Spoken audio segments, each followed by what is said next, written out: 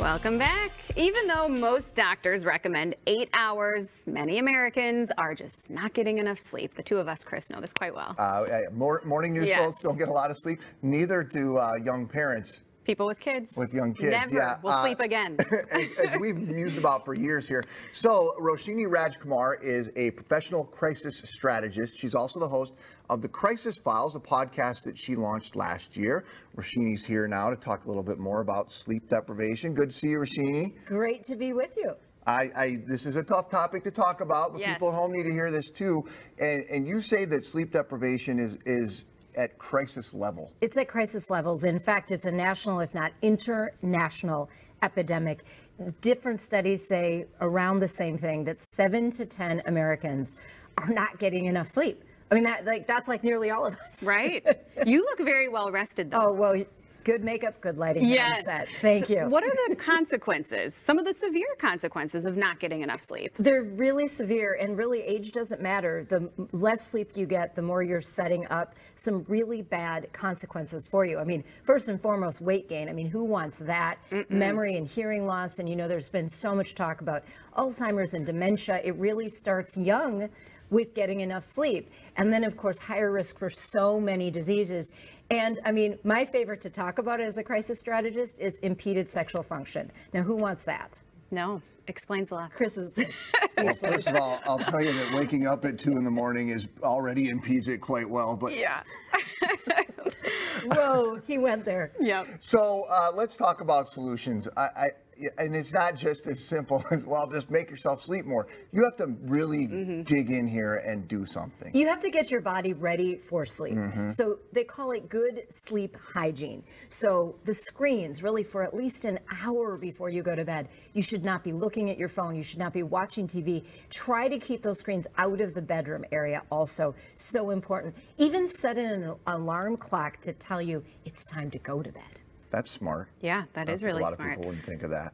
So are there apps, do you know, where you can kind of lock yourself out at bedtime? Yeah, Alex, great question. There are so many apps. And in fact, I was talking about this with a friend at Happy Hour the other day, and she says the Sleep Well app is what she uses. You've heard of Calm. There are so many on the market. The key is really to find the one that's right for you. And then, of course, that's a screen. So you've got to also be balancing how you use that app. And I would hope that all of them are also mindful of the fact that they're a screen that you're using the app. Kind of funny that you might need an app on your phone to get away from your phone type thing. But hey, if it works, it works. It's such a cultural thing, and I say particularly with Americans, and you hear this all the time, that in other parts of the world, it's just not.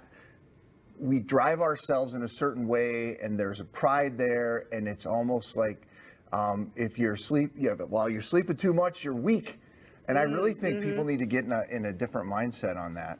Yeah, there has to be a different mindset. And in a lot of other cultures, sleep rituals exist. So people, you know, whether it's herbal tea before you go to bed or meditation or prayer, things like that. So whatever it is that you need to do, and there's no right or wrong, you know, it's not about judgment. It's about what do you need to do. I mean, I asked something simple like, I said to my husband recently, we need to try to be doing our reading in bed no later than 9:30 so that I can easily just doze off, because the longer you're frenzied and frazzled right before bedtime, your body just needs time to adjust. It's amazing to hear you talk about this, and I know you talk about it a lot on your podcast. So tell us about the episode where you talk about this. Well, in case file number 24, which was just a couple weeks ago, we dropped help, I'm sleep deprived. That's what we called it. There's my crisis squad. The crisis squad and I get together on these different topics, and we try to solve and prevent crisis. For help, I'm sleep deprived, we turn to our new wellness contributor, Jamie Martin,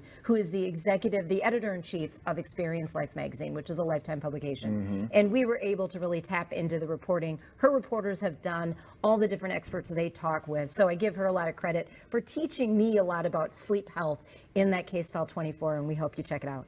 What do you have? What else do you guys have going on? I'm sure you've got a very busy calendar. Lots of crises. I'm so glad you asked. Well, this week's episode, and you can of course listen to these on any podcast platform whenever you want on demand, but we call it Damar Strong. So we were able to go back in time with Brad Madsen, who used to work for the Minnesota Vikings. If you recall when Corey Stringer died. Very sad, of complications from heat exhaustion. And that was in 2001. Well, a lot has happened for NFL and health for players on the field. And we put that episode, Damar Strong. In honor of Damar, we got to also talk about the world outpouring, the national outpouring for Damar. So that's Damar Strong. But right now we're working on this whole brouhaha out of Hamlin and the professor that was not renewed. And there's a lawsuit She's now. Lots to talk about. She's now breaking news is suing them. So we're going to get into that with Dr. Abdul Omari from my crisis squad. He is a DEI expert.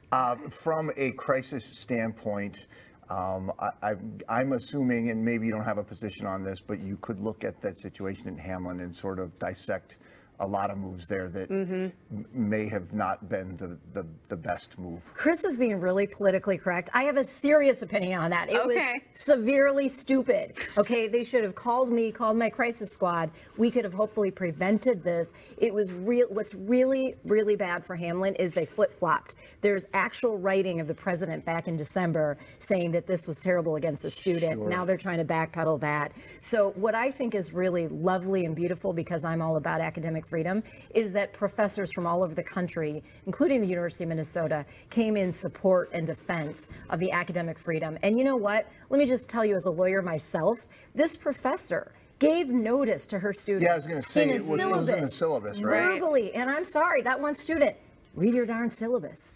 Sure. It feels like it could have been handled differently. Oh, yeah. From the outside looking in, that's for sure. So you'll want, that episode will drop on Monday, so you'll want to listen to that one. Awesome. All right. Roshini, well, thanks for stopping by. We're going to Thanks start so much. working on getting that sleep. We'll try. Turn off the phones. Alarm clock. Get some exercise. Eat well. The phone thing Do all the before things. bed is for sure. Yes. And you think in your head, you're like, oh, I'm just doing this to relax.